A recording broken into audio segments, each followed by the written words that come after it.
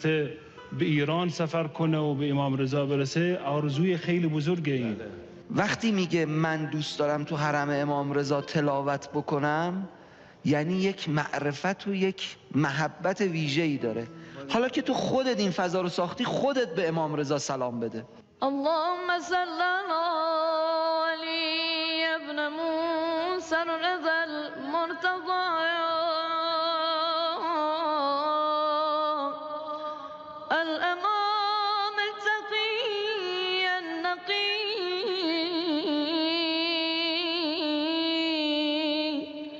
وحجتك على من فوق الارض ومن تحت الثرى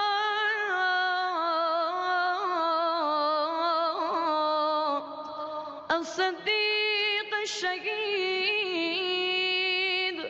صلاة كثيرة تامة زاكية متواصلة متواترة مترادفة